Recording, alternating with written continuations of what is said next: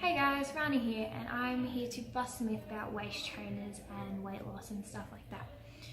So recently I was scrolling down Facebook and I saw this ad for a waist trainer, and there were these people doing exercise. Some of them were just going in the shop or gardening or walking around home cleaning, and they grab these waist trainers and they pull it down and you can see the sweat across their stomachs. And in the thing it says weight loss, major weight loss, get that hourglass figure you've always wanted and stuff like that. And I just wanted to tell you why this tactic is so bad for your body and your health and all these different reasons and stuff like that. So when we wear these trainers, we are compressing our waist and our stomach and everything around it, and it is pushing our organs into places they shouldn't be. It is squishing them and compacting them, and they're not getting enough room to function as they should be, essentially. So when we do this, we aren't getting enough food down our pipe. When we aren't getting the food down our pipe, down our esophagus and into our stomach eventually, there's not enough room in our stomach, so we're eating less. Because we're eating less, that is where the weight loss that they so heavily talk about comes from. And it's not weight loss from fat, it is weight loss from muscle. So when we're not eating, we're not feeding our muscles. From not feeding our muscles, we start to lose our muscles, okay? You can lose muscle. And we need our muscle to lose the fat, okay? So muscle gain means fat loss. Muscle loss equals fat gain, all right? Not only that, because you are sweating underneath and it's constricting and it's making the heat trap and stuff like that, you're losing a lot of water weight too.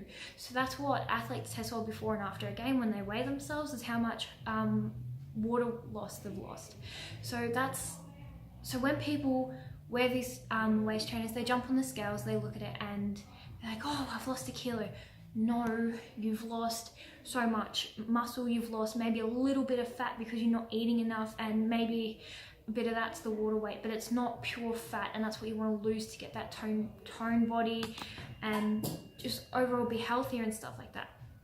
Not only this, but when you wear these waist trainers, because it is constricting, it's pushing your ribs together, it's giving you less space, your diaphragm cannot pull down and it can't pull enough oxygen into your lungs, so you start getting shallow breathing so that you're still getting enough oxygen. The thing is, you're not getting as much oxygen as you should be. Because you aren't getting the oxygen, the blood can't carry it around to your organs and your brain and stuff like that. And that's when we find people start passing out. And it's all too often, it happens from these waist trainers and the girls that wear corsets and whatnot, is you can pass out because you aren't getting enough oxygen from them. If you are wearing this waist trainer and working out doing that, you're getting not enough oxygen to fuel the energy you need to move, okay? And then that's what makes it hard. A lot of the time when people work out too hard, they feel like passing out anyway. Can you imagine doing it and definitely not getting enough oxygen while you're doing that? That's horrible, okay? And if you do pass out, it's really bad for your brain.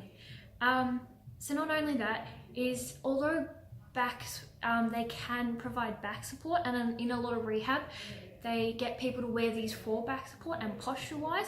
They don't get you to wear them all the time, and they don't get you to wear them like constantly for long periods of time, because what happens is when it's holding you up and your posture and it's holding your back up, your core muscles are no longer needed. So it substitutes for your core muscles holding you up.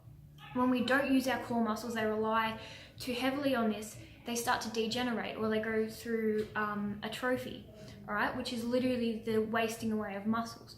So when we finally take this corset off and realize what a silly idea it was, and if we'd been wearing it 24 hours a day for months, we take it off, we have no core muscle left, and in the end you're kind of worse off than you were initially before you wore it.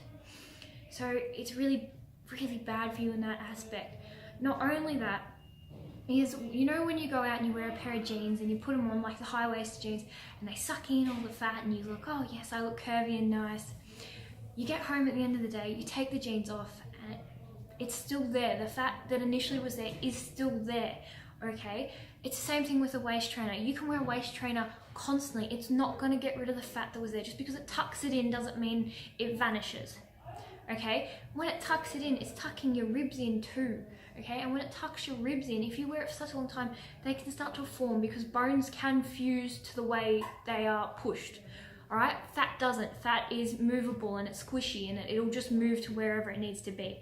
Bones won't. Once you fuse them, they're stuck, all right? So you start getting problems with your bones, and it's literally called body dysmorphia, and it is horrible for you. So anyway, I'll leave you guys there, busting the myth behind waist trainers. If you have any horror stories, please tag them down the bottom. Thanks again.